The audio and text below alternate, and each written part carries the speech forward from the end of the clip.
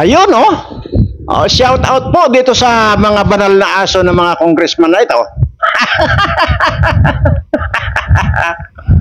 Pagkatapos na hagisan ni Romualdez ng bulalo, ayun, nagtakbuhan na papalapit sa kanya at talagang nag-aagawan doon sa mga buto-buto ng bulalo.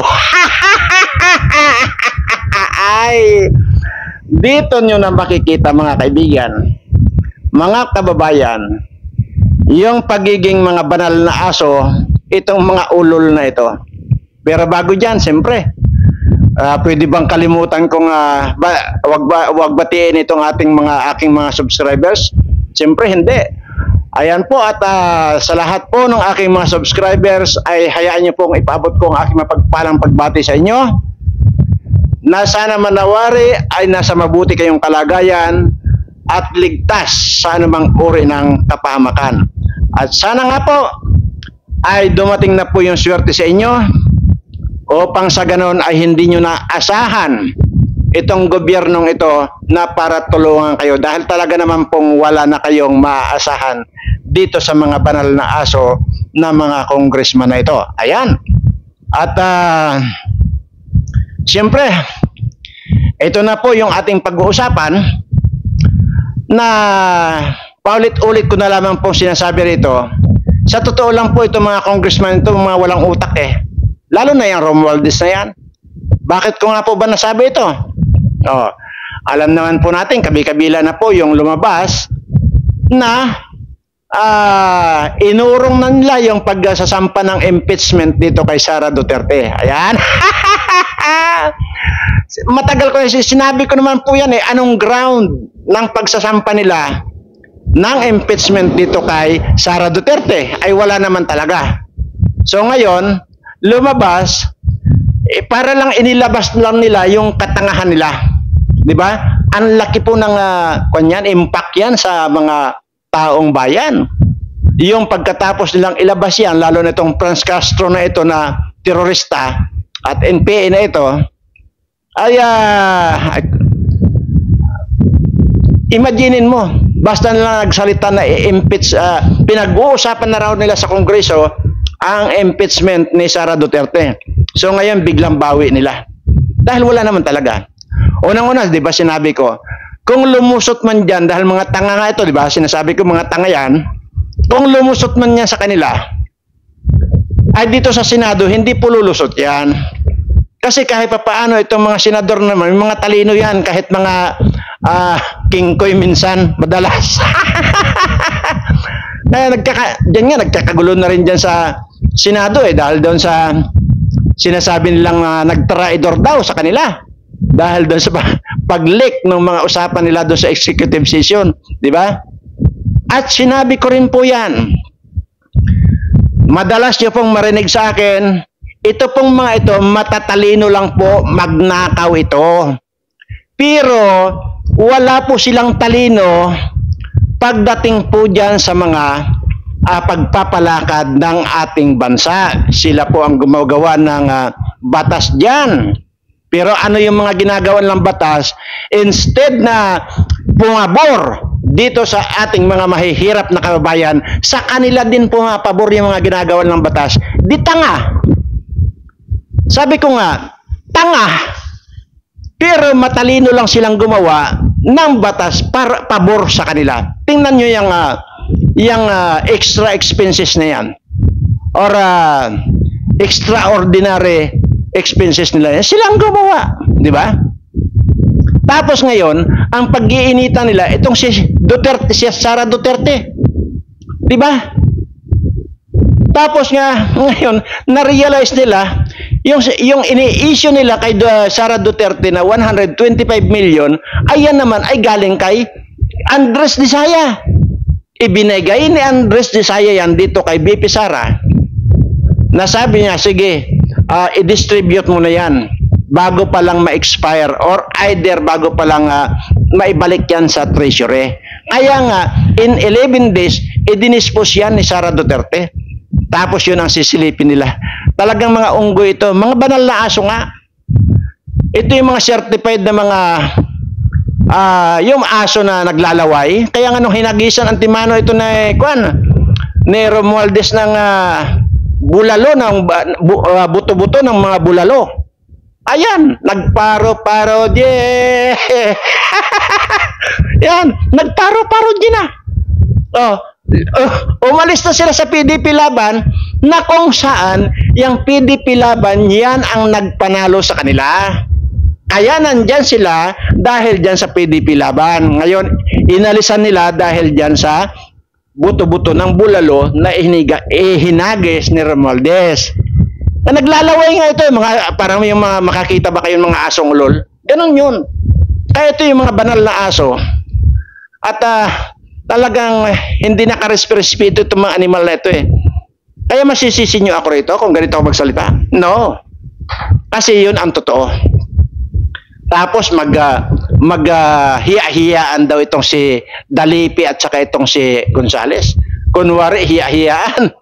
Anak ng puta itong si De Gonzales na ito, naghiya-hiyaan pa doon si 612 million. Nagago ka. Ay nako, paro-paro, nahagisan ng buto. Itong si Dalipi at itong si Gonzales.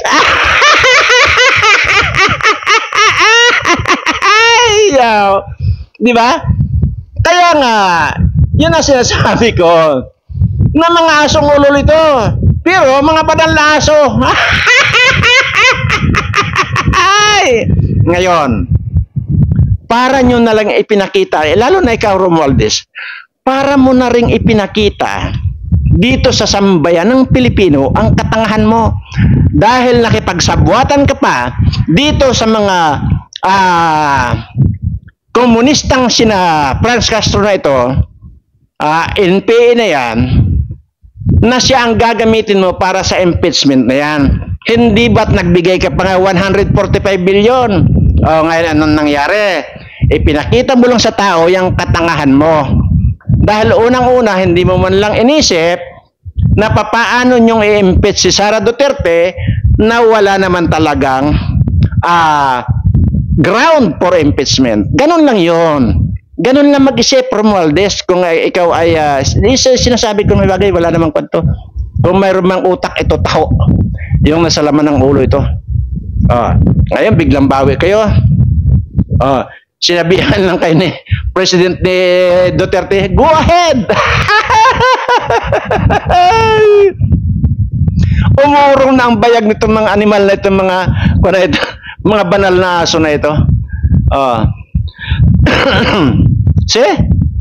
Di nakakahiya lang kayo sa Pilipino. Kaya nga, parang may mali yata doon sa advisor ninyo. Tanggalin mo na yung kano na yan. Sino ba yung kano na yan na advisor nitong si Romualdez na ito na ang sinasabi, ang in-advise dito kay Romualdez, maaga pa lang daw ay simulan na yung paninira dito kay Sara Duterte para sa ganun, bago dumating ang 2028, lulugmok na ito. Tingnan nyo, tanggalin mo na yan. Ako ang kunin mong advisor mo, Romualdez. Maniwala ka sa akin. Pag ako ang kinuha mong advisor, sasabihin ko sa iyo ang totoo. Alam mo, umuwi ka na lang sa Leyte, tapos magtanim ka na lang ng kamote. Yun ang i-advise ko sa iyo. Ganon ang dapat sa iyo. At yun naman talaga ang totoong deserve mo yung gano'n, magtanim ka na lang ng kamote.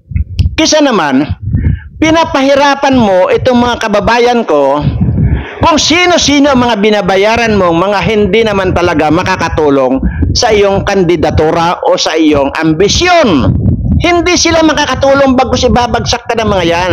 Pero, ang masakit nito, itong mga kababayan ko, mga mahihirap na ito ang lumugmok dahil sa pagnanakaw mo. Pagnanakaw ninyo dyan, tingnan mo nga yan si Gonzales na yan. Lahat kayo, hindi ba? Ay kung ito sanang mga ibinigay mong milyon-milyon na pira dito sa mga gusto mong inaakala mong makakatulong sa kandidatura mo, sa ambisyon mo, kung ibinigay mo dito sa ating mga mahihirap na kababayan, putsa, ako mismo gagastos kagaya ng ginawa ko kay Marcos. Gumastos ako para sa pangangampanya. Oh, ikakampanya kita. Tulungan mo. Makita ko lang na umangat na ang kabuhayan itong mga mahihirap ng kababayan. Ako mismo ang mangangampanya para sa iyo. Oh, yan. Pero pangsamantala sa ngayon, kalimutan mo na muna ang ambisyon mo. Maniwala ka sa akin. Hindi ka lang pupulutin sa kangkungan. Baka sa imbornal ka pupulutin. Ah? Yung advisor mong kano na yan, na sinasabi ni Amy Marcos na ito, aba, tadyakan mo na yan. Yung sa binabayaran mo. Oh. Ibigay mo na lang dito sa mga mahihirap nating kababayan para sa ganon makabawi ka hanggang 2028 pa naman. Malay mo, mahalin ka pa ng mga kababayan ko mahihirap. Mas marami yung mga mahihirap na butante kaysa sa mga mayayaman. Tandaan mo yan. Kaya, ang pag-asa ninyo, mga politiko, ay dito sa mga mahihirap kong kababayan. Kaya nga ayaw nyong paangatin ang buhay nitong mga kababayan ko eh. Diba? Kasi nga, magagamit ninyo yan tuwing eleksyon. Lagi nyong nauuto itong mga kababayan kong ito dahil nga, unang-una, wala silang choice kundi tanggapin niya mga offer ninyo 500, 1,000 hanggang 1,005. Wala silang choice but to accept that amount. You see? So kung itong mga milyon-milyon na ibinibigay mo rito sa mga NPA na ito, ibinigay mo rito sa mga mahihirap kong kababayan, uulitin ko lang sa iyo, sisiguraduhin ko sa iyo, baka yakapin ka pa ng mga ito. Tandaan mo yan. Dahil ang, sabi ko nga mukhang nagkamali ka ng kinuha ng advisor eh. Pero ganun pa man, hindi pa huli. Kunin mo akong advisor, ibibigay ko yung serbisyo ko sa iyo ng libre. Wala akong hihingin sa iyo. Unang-una, hindi ko kailangan ng pera. Allergy ako sa pera. Yun sana ang mga kinukuha mong mga advisor, yung mga allergy sa pira. Hindi yung pagsasamantalahan ng mga advisor mo yung pira ng taong bayan na ang apektado itong mga mahihirap kong kababayan. Ako ngayon ang kunin mong advisor, libre. Libre. Dahil paulit-ulit ko sinasabi rito, hindi ko kailangan ang pira. Allergy ako sa pera. Di ba? Sabihin mo naman, kayabangan ko. Adi, subukan yung tanggapin yung mga hamon ko. Nandiyan naman yan sa mga videos ko. Tanggapin niyo yung hamon ko na magkaalaman tayo. Kung gusto niyo nga pa, kung kinakailangan lang, ito, tapatan na tayo. Kaya nga mga kaibigan, i-subscribe nyo na po ito kung ngayon lang po kayo nakapanood ditong video ko. Subscribe na po. Like and share na rin po at pindutin yung notification bell para manonotify kayo every time na mag-upload ako ng mga bagong video. Yan po. Dito,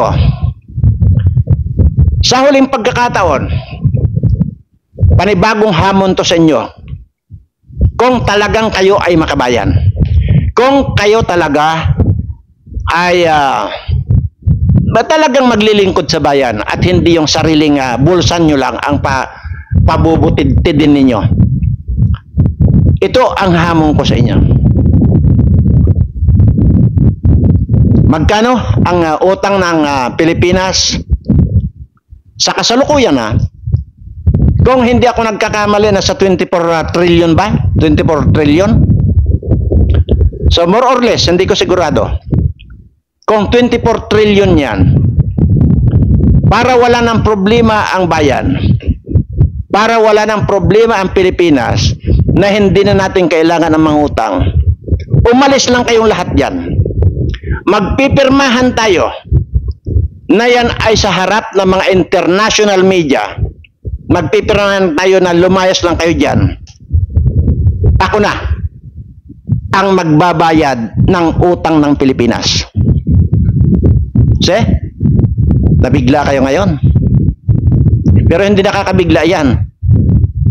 Bakit? Abay, kung talaga makabayan kayo, tanggapin nyo itong hamon ko eh. Oh. Pero ito, tatapatin ko na rin kayo. Kung pira ang pag-uusapan, wala akong pira na hinahawakan maliban doon sa mga gastusin ko rito sa mga businesses ko. Wala akong hinahawakan pira. At pero itong pangbabayad ko dito sa sinasabi kong utang ng Pilipinas ay hindi pira. Na alam kong mas mahalaga pa sa pira itong pangbabayad kong ito. Bahala na kayo kung anong iisipin niyo doon. Wala akong 24 trillion na pira, pero pwede kong mabayaran yan katumbas ng halaga ng pira itong pangbabayad natin dito at lahat naman buong mundo tatanggapin ito. Hindi dollar, hindi kung ano pa man. Dahil sabi ko nga, wala akong pira, hinihawakan. Oh. Sige. Mga kababayan, ikon nyo na po ito, ipasa nyo na po dito sa mga politikong ito, or ipasa nyo na rin dito kay Andres Desaya itong video kong ito, para malaman nila. Ito nang hamon ko, kung talagang makabayan sila, kung talagang maglilingkod sila sa bayan, yun lang ang hamon ko. Lumayas lang silang lahat yan. Lahat! Yun ang usapan. Babayaran ko ang utang ng Pilipinas. See? Oh. Uulitin ko. Hindi po literal na pira ang pangbabayad ko. Pero ito pong alam kong pangbayad na ito na sinasabi ko, tatanggapin po ito ng buong mundo.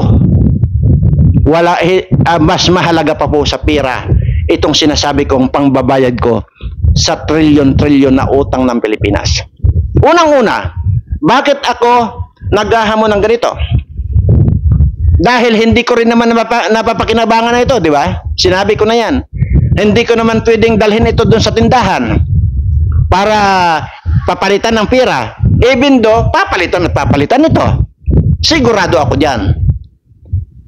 1,000% na pagka dinala ko ito, pag-aagawan ito ng kahit na sinong bansa, itong kung gugustuhin ko dadalhin ko sa kanila, ito, pag-aagawan.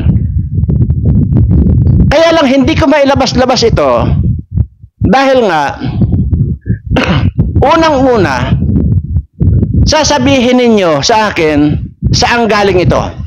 Okay, saan galing itong mga nandito na hawak ko? Yun ang unang-unang tatanungin sa akin. Pagka sinabi kong ganito, pagka sinabi kong ito ay nahukay ko, maaring maniwala kayo, maaari namang hindi. Pero mas lamang pwede nga kayong maniwala na nahukay ko ito. Ngayon, dahil doon, pag sinabi kong nahukay ko ito, kukumpiskahin lang ng gobyernong ito. Diba? Pag kinumpiska ito, para ano? Para nakawin lang nitong mga ulol na mga asong mga baliw na ito na nandyan sa Kongreso at saka Senado? No way. Hindi baling ikamatay ko na lang ito na nandito sa akin. Actually, hindi wala naman dito. Alam nga naman itambak ko dito sa lugar ko ito. Hindi ako si Raulo, hindi ako bubo na kagaya nito mga congressman na ito. Bira lang ng bira, wala mga utak. Yun ang hamon ko sa inyo. Sige nga.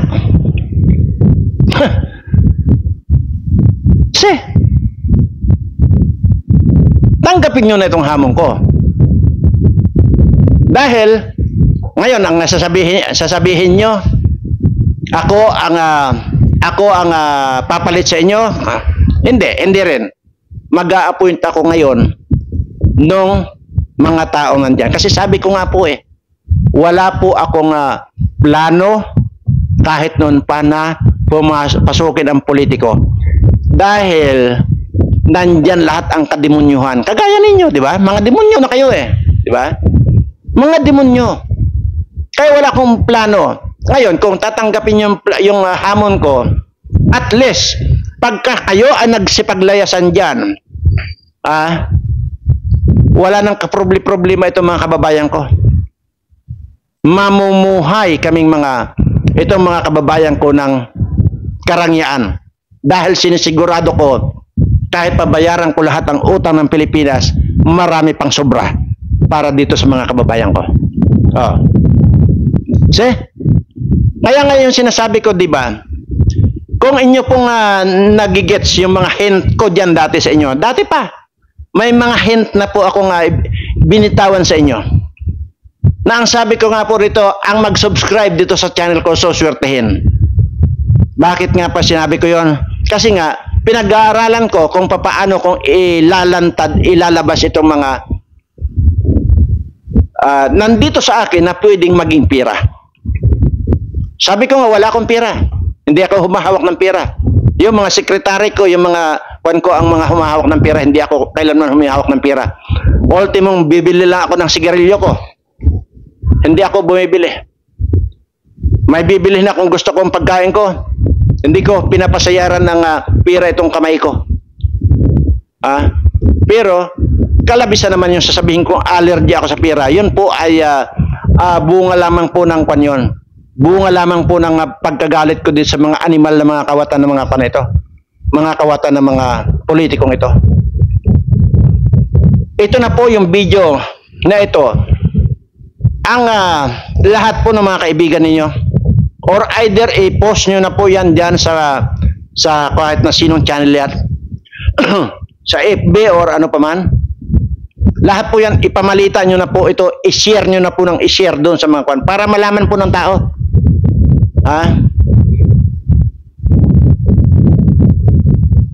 Sa totoo lang, maging sarili ko, hindi ko pinapakinabangan to. Kung ano man may hawak ako, di ba ang sinasabi ko lagi, pinahiram sa akin, ano man mayroon ako, ay lahat yan ay pinahiram sa akin ng ating Panginoon. Kung medyo gumaan-gaan na yung buhay ko, ito po ay lahat ito ay pinagsikapan ko. Lahat po itong mga ginagastos ko sa pangsarili ko ay lahat po ito ay pinagpaguran ko. Hindi ko pa po napapakinabangan yung sinasabi kong pangbayad ko sa utang ng Pilipinas. Dahil oras nga po, sabi ko, oras lang na inilabas ko ito. Siguradong pagkakaguluhan ito ng mga banal na aso na mga naglalaway ng mga politikong mga ulol na ito. Iyon ang hamon ko sa inyo. Ngayon nyo lang po narinig ito. Dahil wala na po akong hindi ko na po maantay yung makita ko na tulungan ng mga politiko itong mga mahihirap kong kababayan. Hindi ko na po kasi maantay. Kaya lahat na lang po ng mga pagmumura, lahat na lang po ng mga lumalabas sa bibig ko ay talaga namang tunay na talagang out of frustration ika nga. Dahil nga po talagang yun naman ang totoo Gumagawa lang naman talaga ng mga batas itong mga nandyan sa Kongreso at sa Senado para lang sa kanilang sariling interes. O ano nga ba yung ginawa ni Lacson na yan na mga confidential fund na yan na walang audit, di ba? Sarili lang nila wala akong nakikita. Kung ang sinasabi ninyo mayroon namang purpose na binibigyan ng gobyerno, buha ka ng ina nyo. Ay hindi nga nyo binibigay lahat Mas marami pa rin yung kupit ninyo kaysa dito sa mga binibigyan yung mga dito sa mga purpose na ito Ang gusto kong mangyari dito, napakayaman ng Pilipinas, napakarami ninyong pinagnanakaw ng mga pira na nakadeposito lang sa ibang bansa. Ang gusto kong mangyari dito, makita na maalwan itong mga kababayan ko. Yun lang ang gusto kong mangyari dito. Hindi yung bibigyan nyo ng pangsaing lang ngayon, bukas wala na. Mga gonggong kayo. Hindi yun ang gusto ko. Dahil alam ko na pakayaman ng Pilipinas. Kung natatandaan nyo pa, may mga binitawan doon na akong hint dyan na baka pag sinabi ko yung totoong edad ko, mabibigla pa kayo. Baka luluhod kayo sa akin. Di ba? Mayroon pa diyan mayroon akong binibitawang hint diyan na edad ko. Oh. Ngayon kung ano man yung edad ko na yon, bahala na kayo. Basta ang sa akin, nung mga panahon, ng Hapon na yan, kaya alam ko kung saan nila pinaglalalagay yan, at yung iba nga dyan ay kinuha ko, inilipat ko. Ayaw ko na mag-mention kung ano yun, baka mamaya kuyugin ako rito eh. Yan yung mga panahon ng Hapon, na mga ninakaw ng mga Hapon na yan, na pinaglalagay sa dagat, pinaglalagay sa mga puno ng balete, tinaniman ng mga kawayan, tinaniman ng mga para palatandaan, lahat yan alam ko. Bakit ko alam?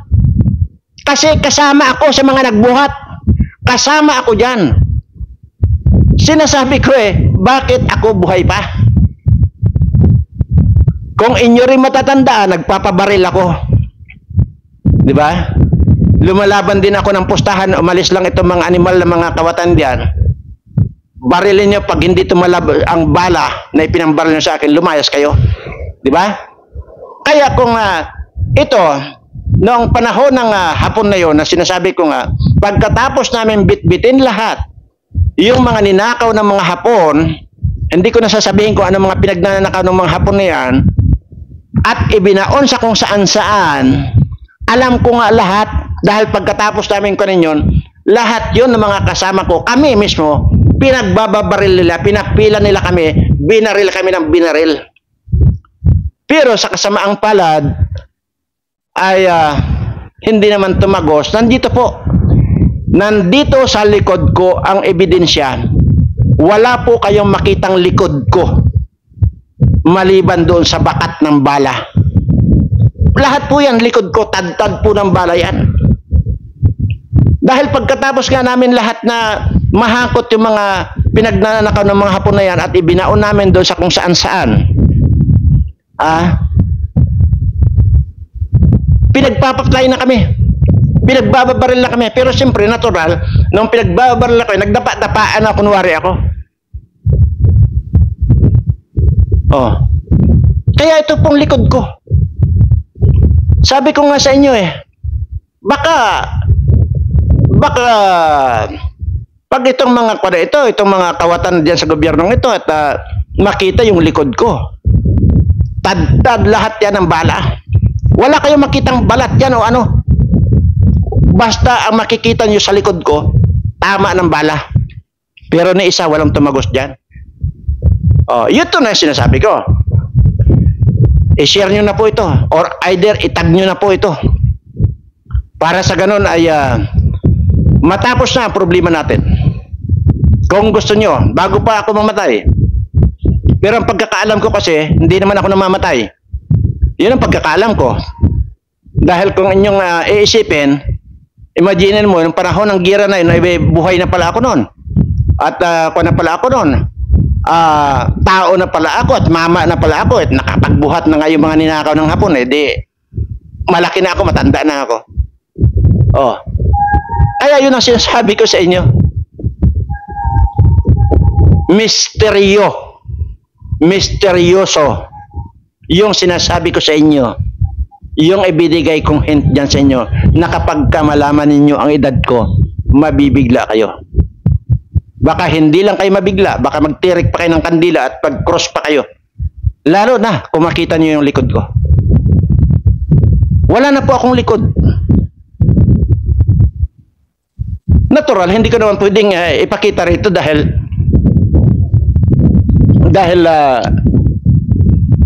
nakaharap ako sa inyo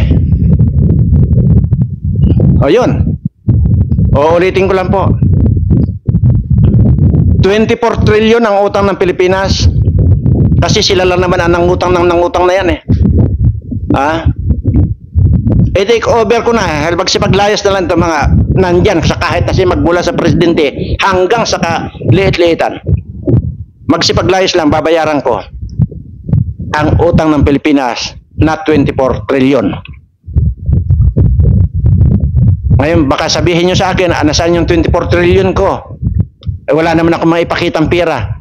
Ay alangan namang mag-imbak ako rito ng pera. Tanga lang yung mag-question sa akin ng ganun. Basta ang sa akin, bahala kayong mag-isip kung paano kong babayaran. Basta ang sinasabi ko rito, total, hindi ko rin naman talaga ito mailalabas.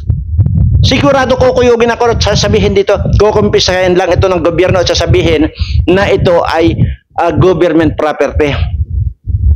Tama, dahil itong mga nandito sa akin, ito yung mga ninakaw ng mga Hapon noong panahon ng gira. Dito sa buong Asia, dito sila nagnakaw itong mga Hapon na ito. Hindi ko alam kung ano ito. Basta ang alam ko lang, pwede kong ipalit ng pera ito. Pwedeng pangbayad ito.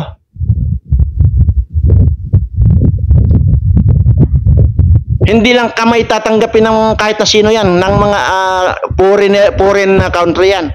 Pati paa nila tatanggapin ito. Kaya yun ang sinasabi ko na kaya kong bayaran ang utang ng Pilipinas. Yung sinasabi ko na itong si Jinping na ito, sus, Mariosep. Pero bakit ko nga gagawin ngayon? Hindi ko nga gagawin kasi unang-una ang makikinabang lang itong mga banal na aso ng mga politiko. No way. Hindi baling, sabagay, hindi pa naman ako mamatay. Kahit naman nga barilin na nila ako ngayon, hindi pa rin nila ako mapatay eh. Kaya magpustahin nga daw tayo. Wala pa, hindi ko pa nakikita yung kamatayan ko. Dahil nasabi ko na po yan, minsan na akong namatay. Ngayon, wala na naman maniwala. Sabi ko nga doon sa mga sinasabi kong 1 linggo na ako namatay, puntahan nyo na lang ang St. Luke's, Quezon City. May record ako dyan. Kaya sinasabi ko, hindi nyo alam yung totoo kung tao pa. Mayroon akong video dyan. Hindi ko alam kung tao pa ba ako o isa akong demonyo. Pero ang pagkakaalam ko, malapit sa akin ang aking Panginoon dahil lahat itong mga ito, alam ko, pinagkatiwala sa akin lahat ito. Alam ko, ipinahiram lahat sa akin to. At alam kasi niya na lahat ng mga ipinagkatiwala niya sa akin na mga kayamanang ito ay mapupunta sa kabutihan at hindi sa kaswapangan. Katunayan, pinanindigan ko yan. Dahil ni isa rito, ni kapirasong tipak, hindi ko inattempt na kumuha rito para ibinta ko para pang sarili ko. No, hindi ko pa po nababawasan to.